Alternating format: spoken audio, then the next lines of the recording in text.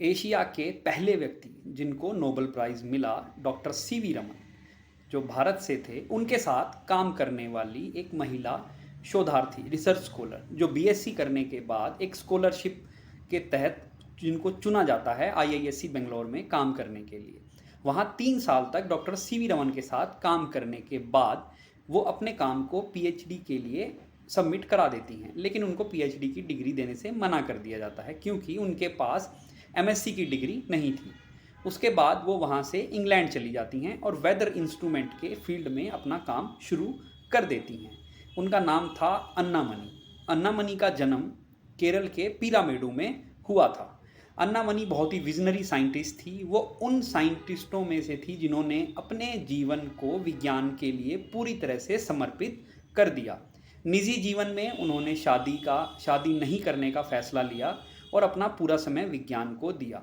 ये अन्ना मनी ही थी जिनके जिनके कंट्रीब्यूशन के कारण भारत 1980 के दशक में उन 5 देशों के लाइन में खड़ा होता था जिनके पास ओजोन में अपना एक वेदर इंस्ट्रूमेंट था, ओजोन लेयर की जानकारी प्राप्त करने के लिए। इसकी पूरी स्टोरी कुछ इस तरीके से है। अन्ना मनी जब 1939 में अपनी बीएससी की डिग्री पास करती हैं, उसके बाद वो स्कॉलरशिप के लिए आईआईएससी बेंगलोर में चली जाती हैं। वहाँ पर सीवी रमन के साथ वो काम करती हैं और जैसा मैंने बताया पीएचडी उनको नहीं दी जाती है किसी जहाँ पर उन्होंने सबमिट की थी। उसके बाद वो इंग्लैंड जा कर के वेदर रेडिएशन में काम करती हैं। जब वहाँ से वापस आती हैं तो आईएमडी की एक branch, instrumental branch, Indian meteorological department की एक ब्रांच जो पुणे में थी, वहाँ पर एसपी वेंकटेश्वरन के साथ वो काम करना शुरू करती हैं।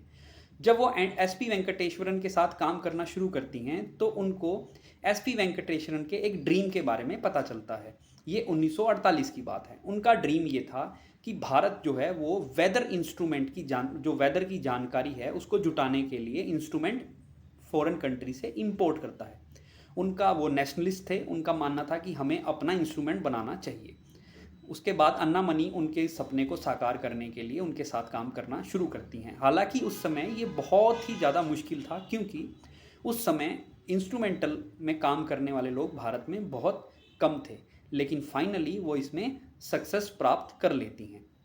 ये वही महिला वैज्ञानिक हैं जो भारत में घूम घूम कर 700 ऐसी साइट को लोकेट करती हैं जहां पर हम विंड एनर्जी यानी पवन ऊर्जा को इस्तेमाल कर सकते हैं।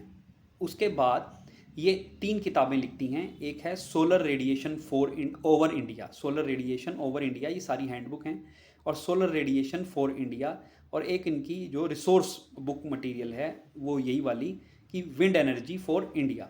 ये 3 किताबें 80 और 81 के दशक में ये लिखती हैं।